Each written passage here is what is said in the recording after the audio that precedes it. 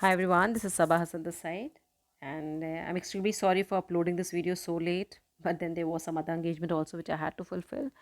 Anyways, without much delay, I think we should start.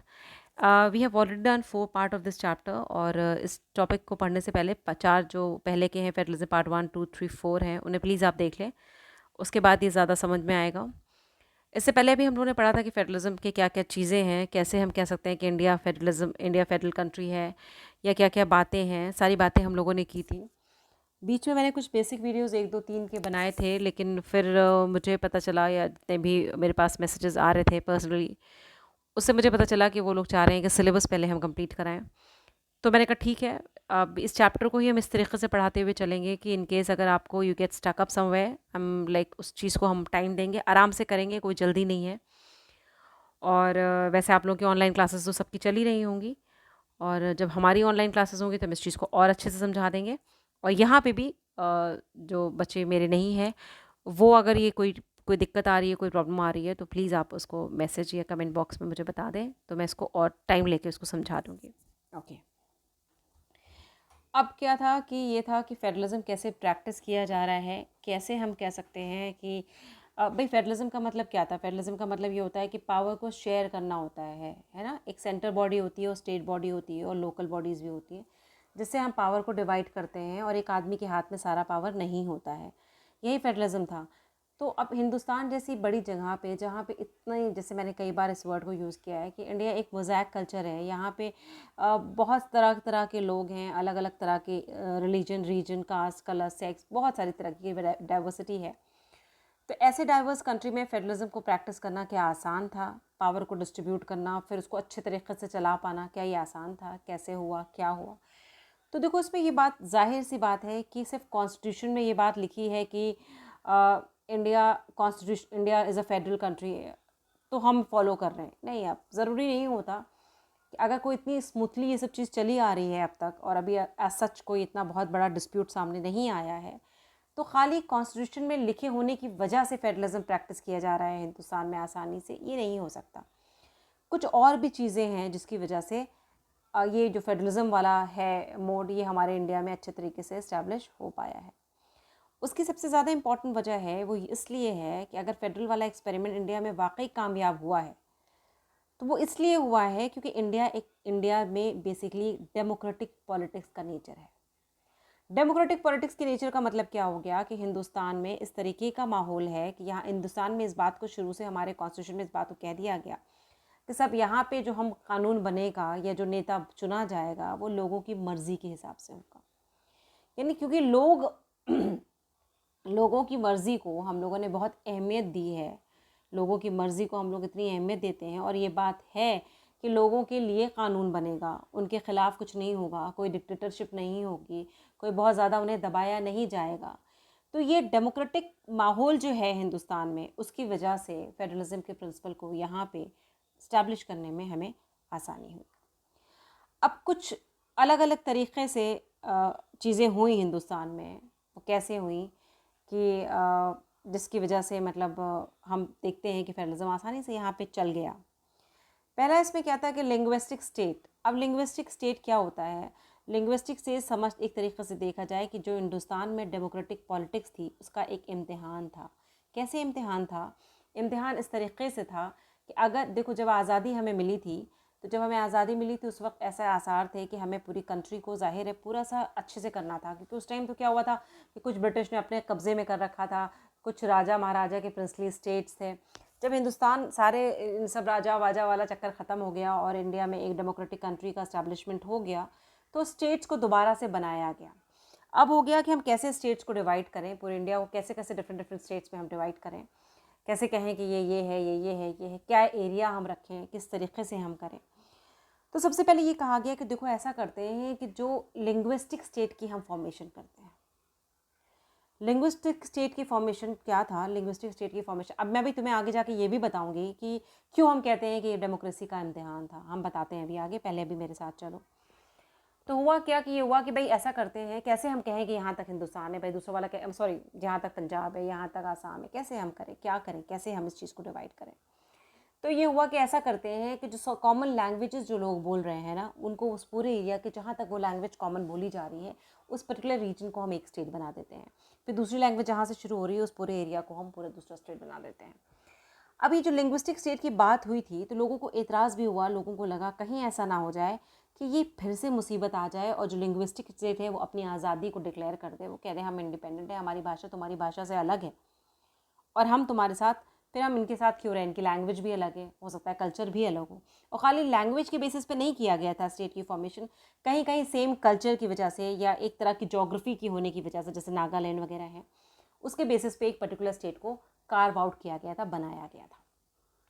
अब there were a lot of like arguments, there were a lot of things, there were lot of suspicion also and people were speculating also कि maybe अगर हम ये जो linguistic basis of state reorganization कर रहे हैं, state को जो बना रहे हैं, स्टेट को जो हम काट के निकाल रहे हैं, नाम तो बहुत बार अभी भी स्टेट बढ़ता घटता रहता है ना, पढ़ा होगा तुम लोगों ने कितनी बार कि आंध्र प्रदेश में से ये निकाल लिया गया, अभी तुम्हारा झारखंड बना है ना, तो या मध्य प्रदेश से छत्तीसगढ़ बना है, यूपी से उत्तराखंड बन गया, यूपी को काट दिया गया थोड़ा सा, उत्तराखंड को अलग कर दिया गया। तो इस तरीके से हम स्टेट्स को कार्व आउट करते हैं। तो उस टाइम भी जब इस तरीके से स्टेट को कार्व आउट किया गया तो रीजन को, लैंग्वेज को एक कॉमन फैक्टर बनाया गया और एक भाषा बोलने वाले लोगों को हमने एक तरफ कर दिया। डर वैसे जैसे मैंने कहा हमेशा से था, कहीं ऐसा ना हो भाई ये लोग भी आज़ादी डिक्लेयर करें, कहते नहीं हम तो अलग है भाई, your language is quite different from ours, we can not get amalgamated, we can not help, so it is better for like, क्योंकि अभी भी ये सब चीज़ों से निकले थे, ये लोग राजा थे महाराजा थे, अभी भी इंडिपेंडेंट स्टेट्स है ना। तो ऐसा क्योंकि ये लोगों ने देखा हुआ था तो ये बहुत बड़ा रिस्क था, है ना। लेकिन कोई और फैक्टर को हम ले नहीं सकते थे उस वक्त, एक कॉमन कल्चर को, कॉमन इथनिसिटी को, कॉमन जोग्राफी को फैक्टर बना के ही हम किसी रीजन को मतलब काट के बना सकते थे ना। ऐसे अलग अलग एक जगह पे हम 4 तरह के लोग बोलने वाले, 4 तरह का उसमें तो हम नहीं बना, स्टेट को नहीं बना सकते थे, थोड़ी यूनिफॉर्मिटी रहती है। लेकिन ये काम जो तब हुआ और आज तक 2020 हो गया है, ऐसा कुछ नहीं हुआ है किसी भी लैंग्वेज में। तमिलनाडु में कोई लैंग्वेज को लेकर कभी कोई इशू नहीं बना, और कोई भी स्टेट में, स्टेट की यूनिटी में, स्टेट की इंटीग्रिटी में कोई ख़तरा नहीं आया लैंग्वेज के बेसिस पे, है ना। तो ये भी एक टेस्ट था डेमोक्रेसी का कि हमने कोई कानून बनाया, है ना। अब वो लोगों के हिसाब से ही हमने बनाया था, लेकिन लोगों ने इस चीज़ को बहुत अच्छे से एक्सेप्ट किया और सीप इन कर लिया, उसको मान लिया, हाँ ठीक है, और without any revolt, without any rebellion, है ना। तो ये स्टेट रीऑर्गेनाइजेशन कमीशन के ज़रिए हमें बहुत सारी पुरानी जो स्टेट्स थे उस ज़माने में, आज़ादी से पहले वाले, उनको नए स्टेट में बनाया गया। और जो मैंने जैसे बताया कि इस बात का ध्यान रखा कि सेम लैंग्वेज जो होते हैं वो सेम स्टेट में वो लोग रहें, बल्कि डिफरेंट कल्चर और इथनिसिटी और जोग्राफी के बेसिस पे भी किया गया, जैसे नागालैंड, उत्तराखंड और झारखंड, ये सब तो अभी के वजह अभी हुए हैं जल्दी 2001 में करीब। अच्छा, मैंने तुमसे कहा कि नेशनल लीडर्स बहुत डर रहे थे इस बात को कि कंट्री कहीं डिसइंटीग्रेट ना हो जाए, टूट ना जाए कहीं, है ना। बहुत सारे इस बात का ख़तरा था। सेंट्रल गवर्नमेंट ने भी चाहा, शुरू में जो सेंट्रल गवर्नमेंट उस वक्त की थी उसने भी रेजिस्ट किया कि लिंग्विस्टिक स्टेट को ना बनाया जाए, लेकिन ये लगा कि नहीं, ऐसा कुछ नहीं होगा। इनफैक्ट ऐसा करने से लोग खुश होंगे, और जब खुश होंगे तो कंट्री जो होगी और ज़्यादा यूनाइटेड होगी, और वहाँ का काम काज करना, एडमिनिस्ट्रेशन करना बहुत ज़्यादा आसान हो जाएगा। तो ये होता है लिंग्विस्टिक स्टेट। तो ये भी एक तरह से टेस्ट था डेमोक्रेसी का, जो कि पास कर गए हम लोग। दूसरा, लैंग्वेज पॉलिसी जो थी इंडिया में, अब लैंग्वेज कैसे बनाया जाए हर जगह, क्योंकि हमने फिर वही वाली बात आ जाती है दोबारा कि यहाँ पे जाहिर है बहुत तरीके की लैंग्वेजेस थी।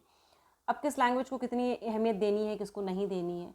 तो इंडिया में एज सच कोई नेशनल लैंग्वेज नहीं है, ऐसा कोई लैंग्वेज नहीं है जैसे नेशनल एनिमल है, नेशनल प्लांट है, सब कुछ है, ऐसी कोई नेशनल लैंग्वेज जैसा चीज़ कहीं कॉन्स्टिट्यूशन में मेंशन नहीं है।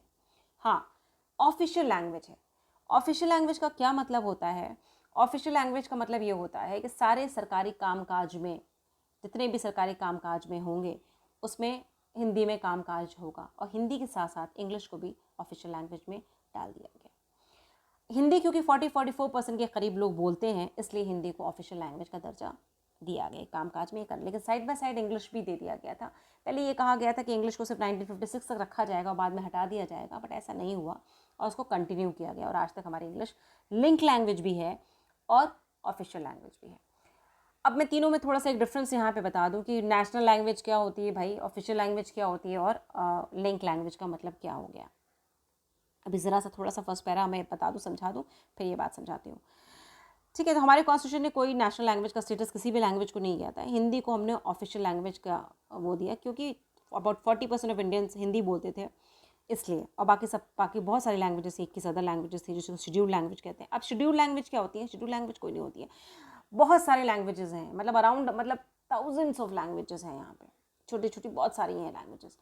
अब हर लैंग्वेज को तो हम नहीं नोट कर सकते ना कहीं, तो कुछ 21-22 लैंग्वेज को, 22-23 लैंग्वेजेस को हमने क्या किया, एक जगह लिख लिया कि ये लैंग्वेज है, ये लैंग्वेज है, ये लैंग्वेज है। तो जिनको हमने लिख लिया है उन सारी लैंग्वेजेस को हम शेड्यूल्ड लैंग्वेज कहते हैं। तो सारी लैंग्वेजेस शेड्यूल में नहीं आती हैं, बस जिनके प्रेसिडेंट ने जिनको लिख लिया है, प्रेसिडेंट ने जिनको नोट डाउन कर लिया है समझ लो एक जगह पे, उनको हम बोलते हैं शेड्यूल्ड लैंग्वेजेस। ठीक है, तो कोई भी कैंडिडेट जो है, जो अभी कोई सिविल सर्विस सेंट्रल गवर्नमेंट का कोई भी एग्ज़ाम देता है, तो उसे इस बात की आज़ादी होती है कि अपनी वो स्टेट्स की अपनी भी ऑफिशियल लैंग्वेजेस हैं, है ना। ये नहीं है कि हर जगह हिंदी है, तमिलनाडु में थोड़ी ना हिंदी है, तमिलनाडु में हिंदी क्या समझेंगे वो लोग, तो वहाँ पे तमिल में होती है, और तमिल और यूपी का कोई कामकाज होता है तो इंग्लिश में भी हो जाता है, लिंक लैंग्वेज के तौर पर उसको इस्तेमाल किया जाता है ना। तो उनकी ऑफिशियल लैंग्वेज भी है, लेकिन जितने भी ऑफिशियल लैंग्वेज हैं तो अपने कंसर्न स्टेट्स के बेसिस पे वो यहाँ पे एग्ज़ाम दे सकते हैं, कोई भी सेंट्रल गवर्नमेंट का एग्ज़ाम अपनी ऑफिशियल लैंग्वेज में दे सकते हैं। श्रीलंका में जैसे सिन्हालीज़ को बोल दिया गया था, नहीं सिन्हालीज़ में ही सब कुछ होगा। अब सिन्हाली सबको तो नहीं आता था, तमिल्स को नहीं आती थी ना, तो और दूसरी बात तमिल्स को ये भी लगता था कि सिन्हालीज़ जो कि वहाँ की मेजॉरिटी की जो लैंग्वेज थी, अगर उसको तुम ऑफिशियल लैंग्वेज बना दोगे तो ज़ाहिर है बाकी लोगों के लिए बहुत मुश्किलात आ रही थी, पैदा हो जा रही थी ना। लेकिन श्रीलंका की तरह यहाँ पे ऐसा नहीं किया गया, है ना। और ये भी नहीं रहा कि हिंदी को बहुत ज़्यादा स्प्रेड किया गया, अब हिंदी में ही करना है तुमको, ऐसा नहीं है कि सेंट्रल गवर्नमेंट का एग्ज़ाम है तो हिंदी में ही तुमको देना है, ऐसी कोई पाबंदी भी नहीं लगाई गई, है ना, कुछ इन्फोर्स नहीं किया गया इस लैंग्वेज को। बहुत सारे लोगों ने, हाँ मैंने बताया जैसे कि 1965, सॉरी 56 बोल दिया था मैंने, 65 में इसको कहा गया था रोक दिया जाएगा इंग्लिश को, लेकिन ऐसा कुछ नहीं हुआ, बाद में ये कंटिन्यू होता रहा। तो इंग्लिश और हिंदी दोनों ऑफिशियल पर्पज़ के लिए इस्तेमाल होती है। अभी फिर इधर कुछ दिनों से बहस चल रही थी कि हिंदी को नेशनल लैंग्वेज का दर्जा दिया जाए, क्योंकि हिंदी हो रहा था ऐसा, बट ऐसा हुआ नहीं। अच्छा, तो हिंदी का मतलब ये हिंदी का प्रमोट करते हैं, हिंदी की किताबें छापना, हिंदी का काव्य सम्मेलन होना, ये सब चीज़ें होती रहती हैं, हिंदी को प्रमोट ज़रूर करते हैं, पर इसका मतलब ये नहीं है कि सेंट्रल गवर्नमेंट ये लैंग्वेज को किसी भी स्टेट पे इम्पोज कर सकती है ना, ऐसा कुछ नहीं है, फ्लेक्सिबिलिटी है। और इस तरीके से श्रीलंका में जो एक मसला हो गया था, अब श्रीलंका में क्या मसला हुआ था मैं हल्का सा बता देती हूँ। शायद तुम लोगों ने पढ़ा हो, नहीं पढ़ा है मुझे याद नहीं, 9th में पढ़ा होगा, नहीं तो 10th में, 9th में पढ़ा होगा तुम लोगों को, मैंने बताया था ना कि श्रीलंका में बेसिकली कि ये, बल्कि श्रीलंका 9th में क्यों पढ़ा, तुम लोगों ने पावर शेयरिंग में बेल्जियम वाला केस सुना था, श्रीलंका का केस तुम लोगों को मालूम होगा क्या हुआ था। वहाँ पे माइनॉरिटी को दबाने के लिए मेजॉरिटी की लैंग्वेजेस को ऑफिशियल लैंग्वेज बना दिया गया था, और यही कहा गया था कि इसी लैंग्वेज को प्रमोट करेंगे, इसी लैंग्वेज के काम किया जाएगा, जो कि नॉन स्पीकिंग सिन्हालीज़ के लिए बहुत इशूज़ क्रिएट कर रहा था। तो हिंदुस्तान में, इंडिया में इस चीज़ को बहुत ज़्यादा अवॉइड किया गया। अच्छा, अब ये चीज़ टॉपिक खत्म हो गया, तो let me clear one thing to you. Official language क्या होती है, नेशनल लैंग्वेज क्या होती है, और लिंक लैंग्वेज क्या होती है। देखो नेशनल लैंग्वेज क्या होती है ना, नेशनल लैंग्वेज सिर्फ एक किसी को एक स्टेटस दे दिया जाता है कि ये नेशनल लैंग्वेज है, और जिसको हम हिस्टोरिकल पर्पज़ में कल्चरली उस लैंग्वेज को इस्तेमाल करते हैं, है ना। उसका कोई बहुत ज़्यादा यूज़ नहीं होता, बस उसकी एक अहमियत हम देते हैं। सब नेशनल टाइगर है, टाइगर है, ऐसा थोड़ी ना है कि बाकी जानवरों का कोई ख्याल ही नहीं किया जाएगा, खाली टाइगर पे ही सारा पैसा खर्च किया जाएगा, बस टाइगर का ध्यान रखा जाता है कि होना चाहिए, ये करना चाहिए, तो वो सब बाकी दूसरे जानवरों का भी किया जाता है, बट एक है कि नेशनल एनिमल है ये हमारा, है ना। तो बस उतना ही होता है नेशनल लैंग्वेज, जैसे national animal, national tiger, national, ये उसकी जितनी अहमियत है उतनी ही अहमियत नेशनल लैंग्वेज की है। ऑफिशियल लैंग्वेज जिसमें कामकाज होते हैं, सारे सरकारी कामकाज जिस लैंग्वेज में होते हैं वो ऑफिशियल लैंग्वेज होती है। लिंक लैंग्वेज, मान लो तुम्हें तमिल नहीं आती है, मुझे मैं तमिलनाडु गई हूँ, मुझे I don't know Tamil, that person particular person doesn't know my language, so how we will like communicate with each other. So this is the language by which we can communicate and understand things. So उसको हम बोलते हैं कि वो link language है। Coming back to the next thing, अब आता है सेंटर स्टेट रिलेशंस। कैसे फेडरलिज्म को प्रैक्टिस किया गया और सेंटर स्टेट में क्या कोऑर्डिनेशन बन पाया, है ना। अब जैसे तुम भाई बात मैंने कहा ना, पावर का डिवीजन होता है, तो सेंटर अपनी जगह, स्टेट अलग है, तो ऐसा तो नहीं है कि स्टेट अपने तरीके से काम कर रहा था और सेंटर अपने तरीके से काम कर रहा था, दोनों में बिल्कुल भी कोई वो नहीं था। तो ये भी कई स्टेजेस में आया। पहले क्या होता था, एक ही दो पॉलिटिकल पार्टीज हुआ करती थी, और वही सेंटर में भी जीतती थी और वही स्टेट में भी जीतती थी। तो जो उसका मेन लीडर हुआ करता था वो सेंटर में पीएम बन जाता था, जिसको छोटा मोटा लीडर होता था वो स्टेट में बन जाया करता था। अब जैसे अगर कहीं पापा तुम्हारे कहीं पोस्टेड है, एक छोटा सा एग्जांपल ले लो, पापा कहीं कुछ, मान लो 2 दुकानें हैं फॉर एग्जांपल, दुकानों को स्टेट समझ लो, जस्ट ये सिर्फ एक इमेजिन करने के लिए सिंपल तरीका मैं बताती हूँ, मान मत लेना दुकान। फॉर एग्जांपल 2 शॉप्स हैं, एक पे पापा बैठते हैं, तो थोड़ी दूर पे तुम्हारी दुकान है। तो तुम अपनी दुकान पे ठीक है कुछ कहाँ है, थोड़ी बहुत चीज़ें अपने हिसाब से कर लोगे, क्योंकि पापा तुम्हारी ही टीम के हैं, एक ही फैमिली के तुम दोनों लोग हो, तो तुम बहुत ज़्यादा ओवर रूल्ड हो जाओगे पापा के डिसीजन से। पापा बोले नहीं नहीं नहीं नहीं, तुम ये नहीं बेच सकते, तुम बिल्कुल कम नहीं कर सकते, है ना। भले तुम्हारा काम तुम्हें आता है, you know better than your father also, है ना, you know like you have more you know may be you can say कि टेक्नोलॉजिकल सेवी हो, तुम्हें ज़्यादा तुम्हें पता है, फिर भी पापा क्योंकि हैं तुम्हारे ही घर के हैं, वो सीनियर मेंबर हैं, तो तुम उन्हीं की बात मानोगे, उनके हिसाब से ही तुम अपनी शॉप चलाओगे। तो वो इन्फ्लुएंस कहीं ना कहीं मेंटेन होता है अगर दोनों सेम फैमिली के होते हैं। तो शुरू शुरू में सेंटर और स्टेट में ऐसा ही हुआ, सेंटर में भी वही पार्टी थी, स्टेट में भी वही पार्टी थी, तो जाहिर है जो स्टेट पार्टी का लीडर था वो सेंटर पार्टी के लीडर से दब जाता था। तो एक तरीके से सेंटर स्टेट को आज़ादी होने के बावजूद भी वो पूरी तरीके से सेंटर से ओवररूल होता था, and centre use to guide and you know influence the decision of the state government. So ये स्टार्टिंग में होता रहा, ठीक है। अब फिर धीरे धीरे जब और बहुत सारी पॉलिटिकल पार्टीज आने लगी तो क्या हो गया, रूलिंग पार्टी डिफरेंट हुआ करती थी स्टेट में और सेंटर में अलग हुआ करता था। तो क्या करता था सेंट्रल गवर्नमेंट को फिर ये बहुत होता था कि भाई सेंट्रल गवर्नमेंट में ये होने लगा कि भाई ये तो राइवल पार्टी है, दूसरे के बाद दुश्मन की पार्टी है, तो वो चाहता था किसी तरीके से जो है ना स्टेट पार्टी का काम में रुकावट पैदा करने लग गया कि नहीं भाई ऐसा करते हैं, हमारी पार्टी ना, इनका इंप्रेशन ख़राब हो जाएगा स्टेट में, तो अच्छा नेक्स्ट टाइम ये जीतेंगी नहीं स्टेट में, हमारी पार्टी जीत जाएगी स्टेट में भी। तो वो लोग बहुत ज़्यादा रिफ्ट होने लगा, स्टेट में जो होती थी सेंटर में जो होती थी।